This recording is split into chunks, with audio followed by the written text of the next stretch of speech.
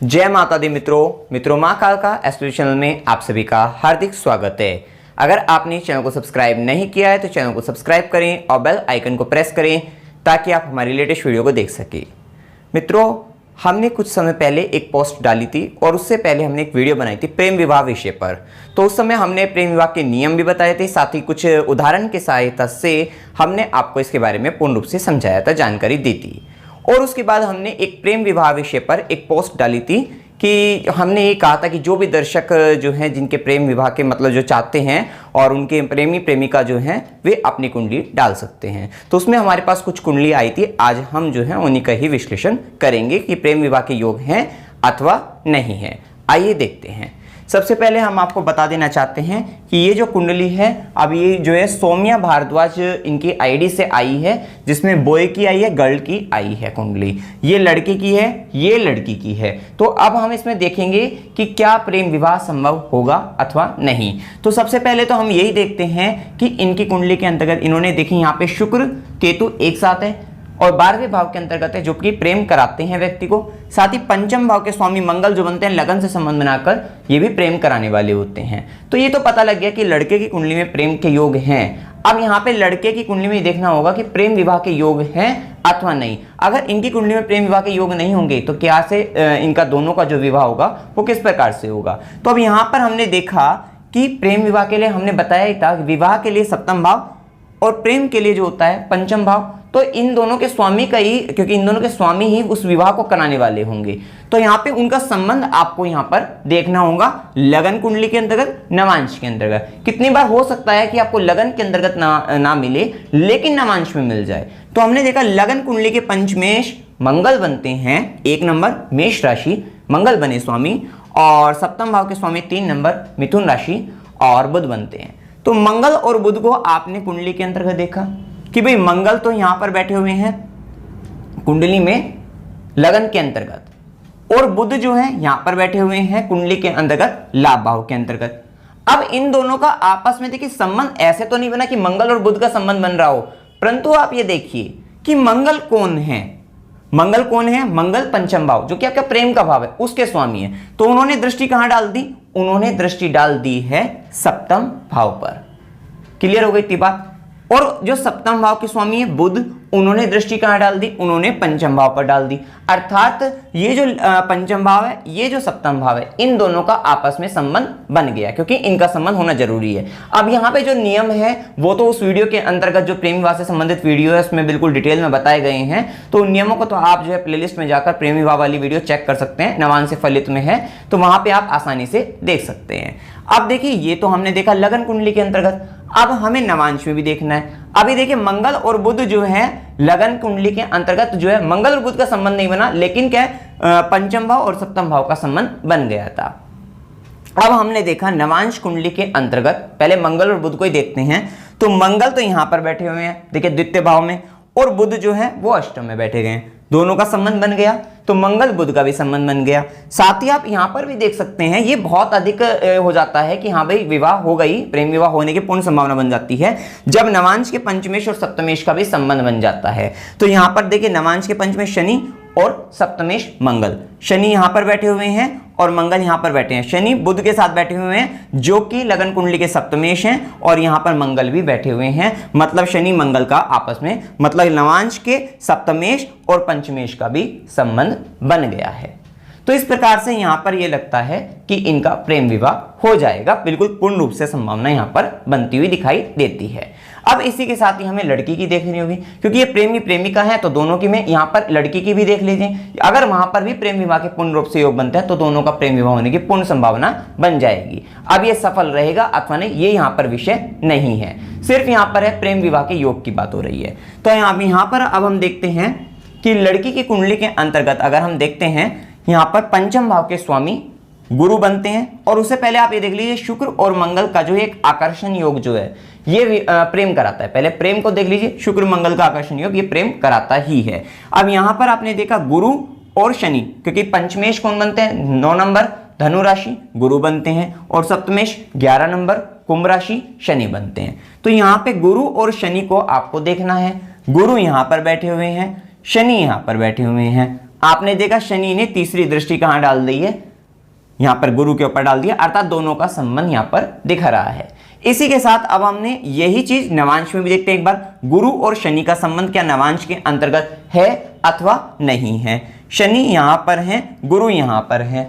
शनि कहां पर है, द्वितीय भाव के अंतर्गत है, गुरु दशम भाव के अंतर्गत है। अब गुरु यहां से पांचवी दृष्टि डाल देंगे। आपने देखा होगा 1 2 3 4 5, गुरु की पांचवी दृष्टि कहां पड़ रही है, शनि पर पड़ रही है। वहां पे शनि ने डाली थी, यहां पर एक तरीके से गुरु की डल गई है, क्योंकि यहां पर अब देखिए दोनों का संबंध आपस में पूर्ण रूप से बन गया है। इसी के साथ आपको नवांश के भी पंचमेश और सप्तमेश ये भी चेक कर लेने हैं। नवांश के पंचम भाव में कौन सी राशि आती है, 8 नंबर वृश्चिक राशि अर्थात मंगल स्वामी बनते हैं ना मंगल, पंचमेश मंगल बने और सप्तमेश 10 नंबर मतलब मकर राशि शनि। तो मंगल और शनि को भी देख लीजिए। अब ये देख लीजिए मंगल कहां पर बैठे, शुक्र के तो साथ बैठे हैं देखिए, और मंगल कहां बैठे हैं यहाँ पे अष्टम भाव में, और शनि यहाँ पर बैठे, दोनों का आपस में फिर से संबंध बन गया है, दृष्टि संबंध। तो इस प्रकार से आप साधारण तरीके से, बहुत ही सरल तरीके से आप अपनी कुंडली में चेक कर सकते हैं। जो भी व्यक्ति प्रेमी अथवा प्रेमिका है, चेक कर सकते हैं कि भाई प्रेम विवाह के कितने % कितनी मतलब यहाँ पर जो है क्षमता है कि प्रेम विवाह हो जाएगा, चांसेस कितने हैं, तो वो चांसेस आप यहाँ पर चेक कर सकते हैं। ये तो हमने अभी सौम्या भारद्वाज जो है इस आईडी से जो कुंडलियां आई थी उनको लिया है। इसमें हम एक और कुंडली जो है 2 कुंडलियां और लेते हैं, आइए देखते हैं।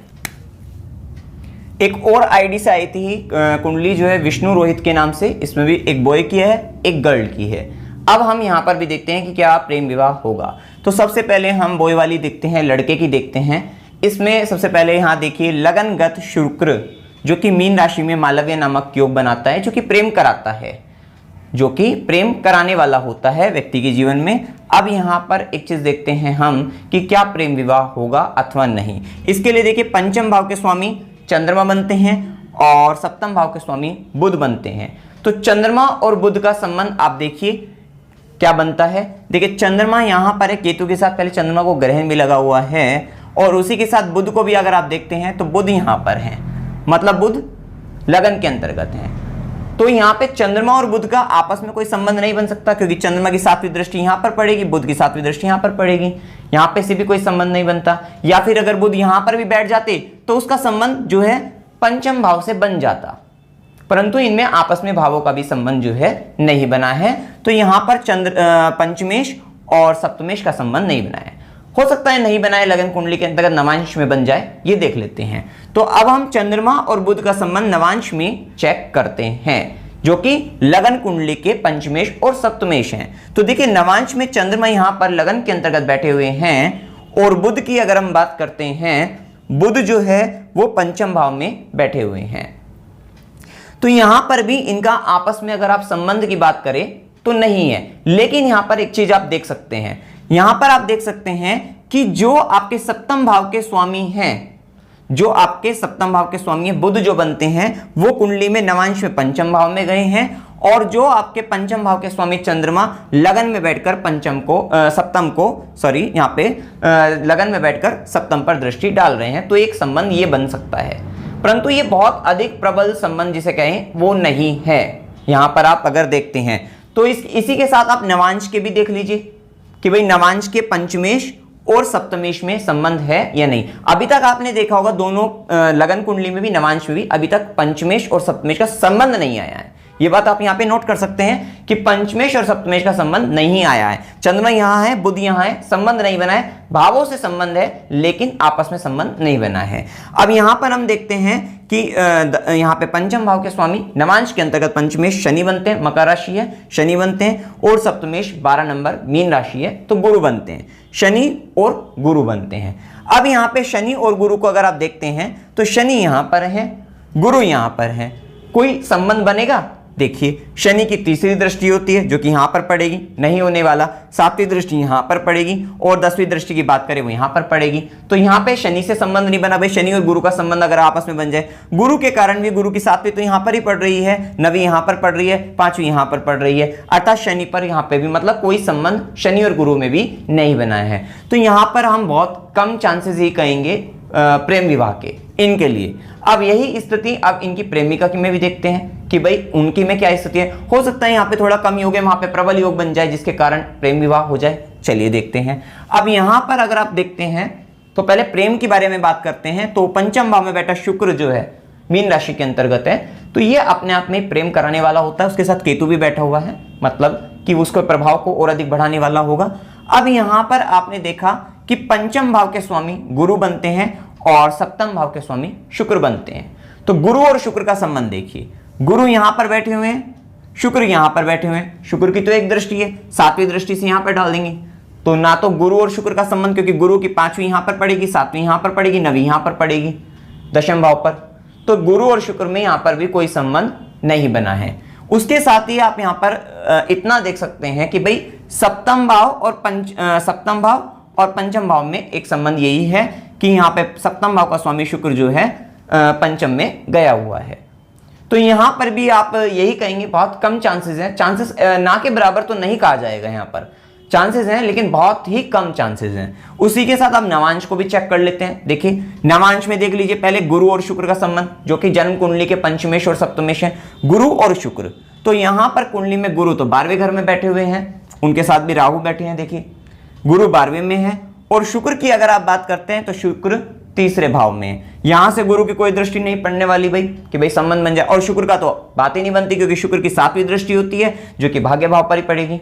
तो यहां से गुरु और शुक्र का भी आपस में कोई संबंध नहीं बना है, ना ही गुरु और शुक्र के कारण भाई पंचम भाव और सप्तम में कोई संबंध बन जाए, ऐसा भी नहीं है। साथ ही आप नवांश के पंचमेश और सप्तमेश को चेक कर लीजिए, क्योंकि कितनी बार लगन कुंडली में ना बने, नवांश में पंचमेश सप्तमेश का संबंध बन जाए तो चांसेस बढ़ जाते हैं कि भाई प्रेम विवाह के, जैसा कि आपने भी पहले वाले कुंडलियों में देखा था, दोनों में ही देखा था, ये भी बात थी। और यहां पर भी देखिए शनि और गुरु की बात हुई है, भाई नवांश के पंचमेश शनि और सप्तमेश गुरु बनते हैं।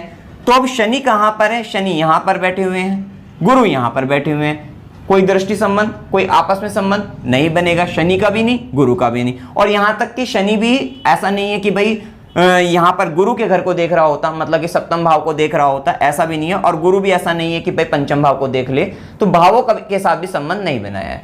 तो यहां पर इनके लिए जो है विष्णु रोहित जी के लिए यही है कि यहां पर बहुत ही कम चांसेस हैं प्रेम विवाह के, क्योंकि कहीं पर भी आपने देखा होगा कि पंचमेश और सप्तमेश का संबंध कहीं नहीं बना है। नवांश लगन कुंडली में नवांश में ना तो प्रेमिकी में है ना ही प्रेमिका की में है, तो ये बहुत ही कम चांसेस हैं प्रेम विवाह के। तो अगर आपको ये वीडियो अच्छी लगी हो तो वीडियो को लाइक कीजिए, शेयर कीजिए और चैनल को सब्सक्राइब कीजिए। जय माता दी।